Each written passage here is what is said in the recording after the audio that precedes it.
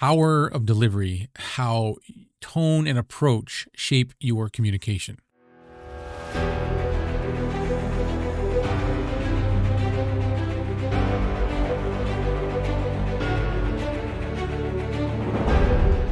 What's going on, everybody? Welcome back to the ClayAlan Chronicles. Today, I'm going to talk about delivery. It's a very subtle yet powerful impact that the delivery has on your communication when you say something to someone. So you could say something, the same thing, two different ways and get two different reactions. Let's jump into it. So first, let's talk about tone. I'm sure we've all been in situations where when somebody said something to us, the tone of their voice made a complete difference on how we felt when they said it or how we reacted. So a good example, if you asked a friend how they liked something that you had done or made, and they said, it's okay, that level of their voice, that tone of their voice kind of makes it feel a little less or a little underwhelming. Tone is especially tricky in text or emails when there's no voice inflection. Have you ever misunderstood somebody's message when they sent you a text message because the way it reads was not quite the way that they meant to say it? That's a good example. So one way to avoid misunderstandings is to check in on your tone. If you're giving feedback to somebody, try using a calm or encouraging tone instead of being too blunt.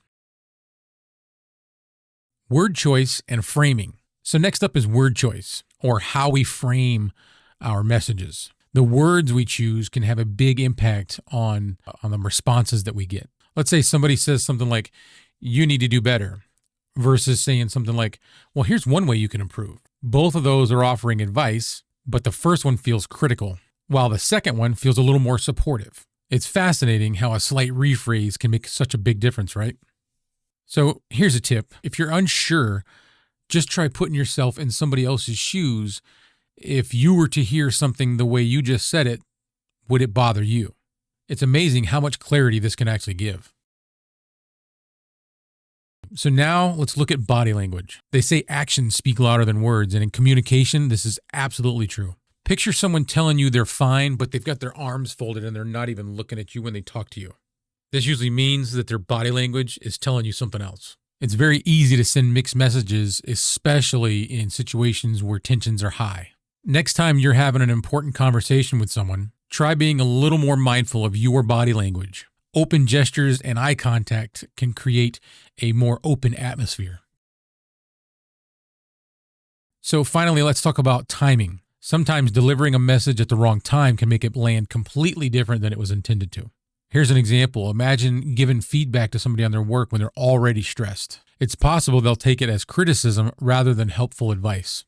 Timing and reading the context can be powerful tools in ensuring our message was received as intended. So here's a tip on that. When you're about to deliver a message, consider, does the moment feel right? Waiting for a more relaxed time can sometimes make all the difference in the world. I've been in that situation and I know. To wrap this up, delivering a message is like crafting a work of art. It takes attention to detail and a bit of patience. By being more aware of our tone, word choice, body language, and our timing, we can communicate clearer and make better connections. That's all I've got for that. So thanks for tuning in, and leave a comment if you've ever had situations where the delivery completely changed how you took the message or how you reacted.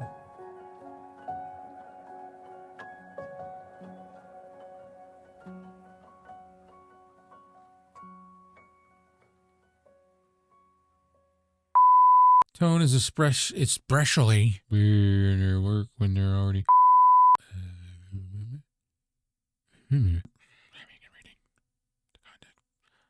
Time.